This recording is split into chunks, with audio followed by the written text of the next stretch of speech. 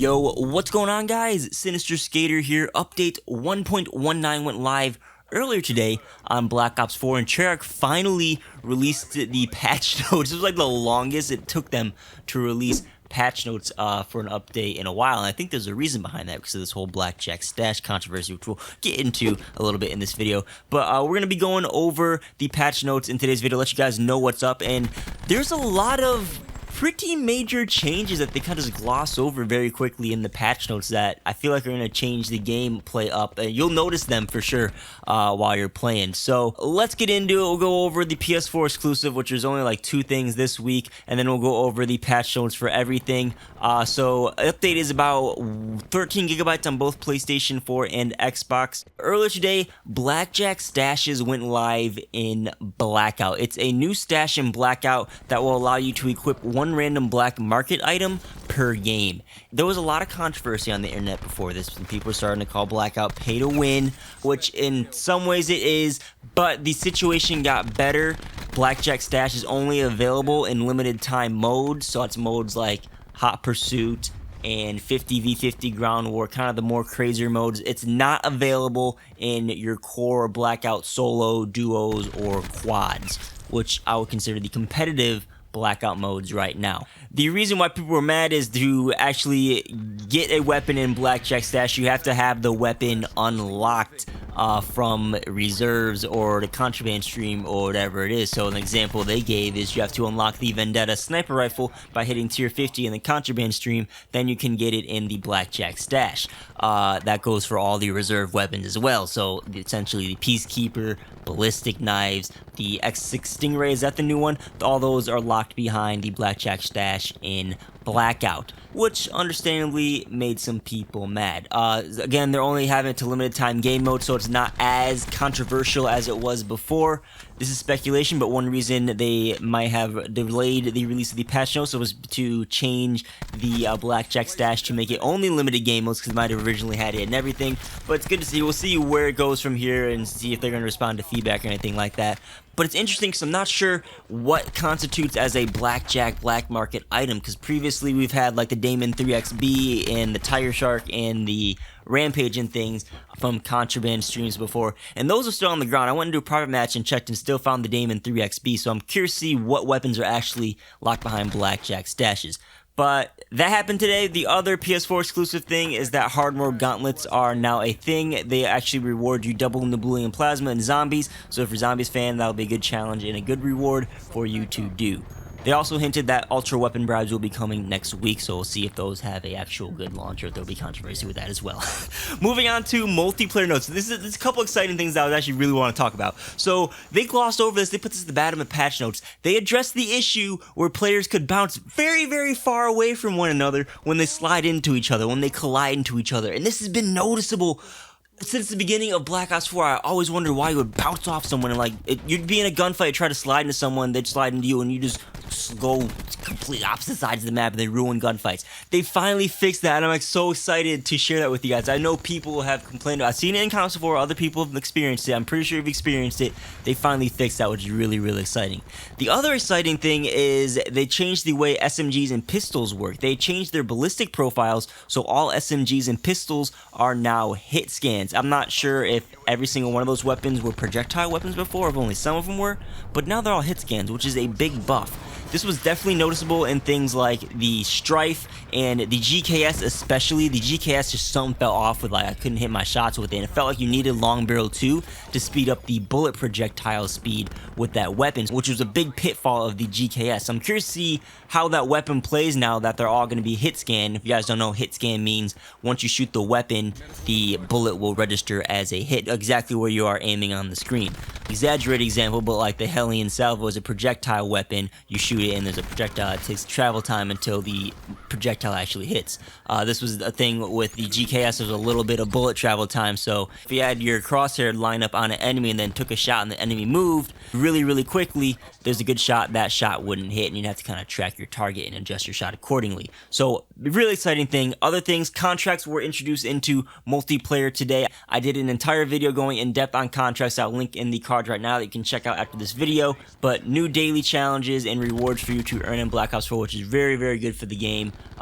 Needed something like that for a long time. Hacienda Twilight is a new weather map variant that is free for everyone.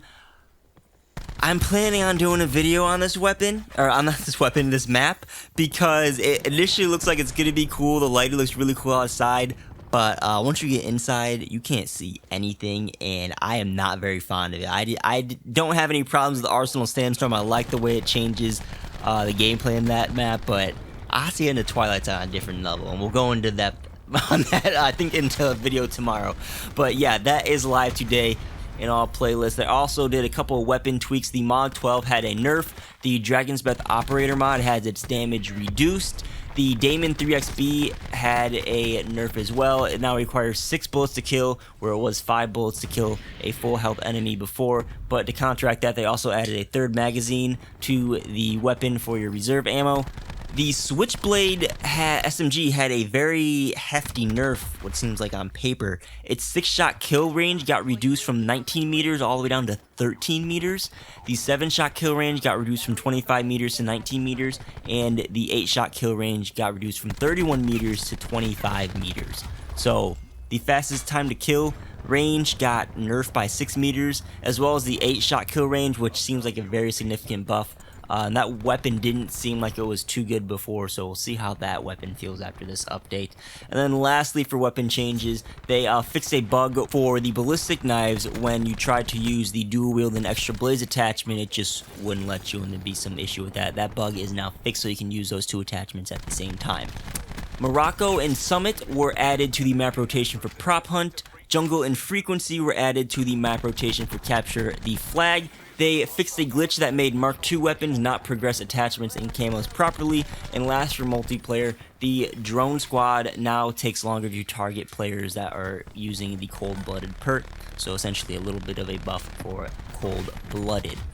Moving on to the last category we have here, Blackout. There are now Humiliations in the game, which are new finishing moves to use on downed enemies. You can use these in squad-based Blackout mode, in squad-based Blackout modes, or Heist in multiplayer. And I'm not exactly sure, but I'm assuming these are also unlocked in reserves, which is further going to dilute the reserve system. But I haven't seen any of these Humiliations. We'll see if they're actually cool or not. Pretty much taking inspiration from Apex Legends is what it seems like. Another major thing for this update today, they added the SENTRY turret into supply drops in Blackout.